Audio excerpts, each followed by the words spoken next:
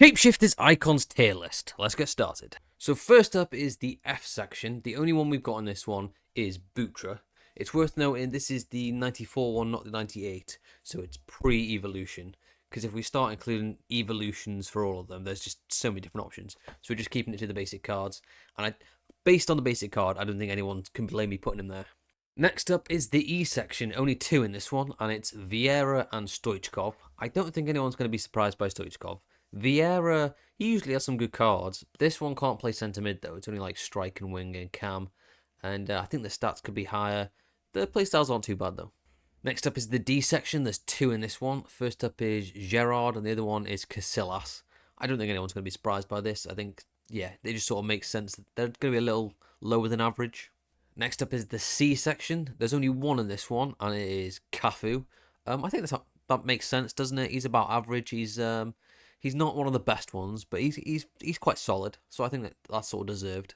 Next up is the B section. There's two in this one. It's Smith and Ferdinand. Smith, I'm judging as a winger. You'd think, because she's got I think she's got like 98 or 99 defending, you'd think she'd be better as a fullback. I do think she's better as a winger though. When you look at her playstyle particularly, she's got rapid and finesse, which, for a winger, those are two really useful ones.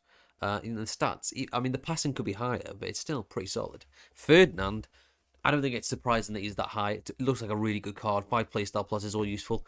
The only surprising thing is it's just sort of weird seeing Ferdinand with 70 defense. It just seems really odd. Okay, next we're going to do the A section. There's 3 in this one. It's Owen, Charlton, and Dino. First up, we're going to deal with probably the most controversial pick in the entire tier list, which is obviously Dino not being in the S section, which people are going to kick up a fuss about. But I do think it's the right selection.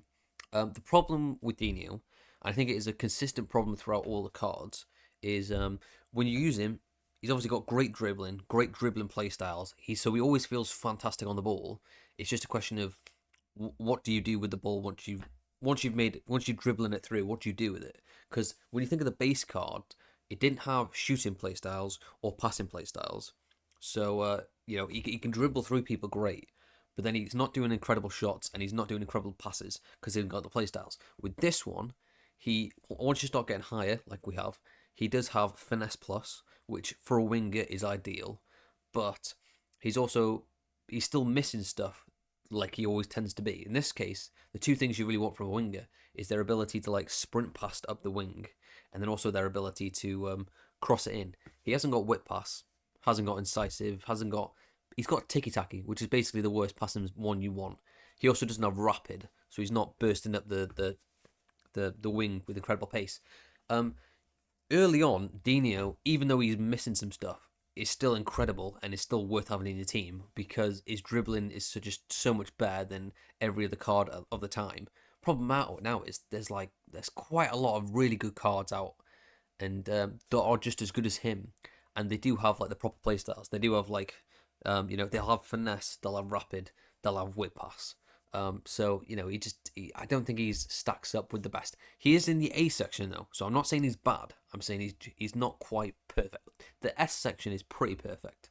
The other one worth mentioning is Owen. It's weird seeing Owen that high because he is like Shearer and Lineker, which is they're good players, but you know their cards are crap. They're always rubbish, aren't they? So the fact that he's got that high is actually quite impressive.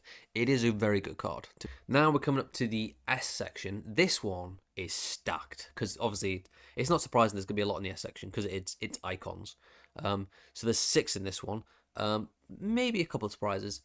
First, so it's Maradona, Ham, Cruyff, Eusebio, Cantona, and Sauer. No one's going to be surprised by Maradona, or Cruyff, or Eusebio. The other 3, Ham and Cantona, it's worth mentioning that in the tier list, we always end up with centre mids near the top. It's because there's so many different, combinations for how they can play.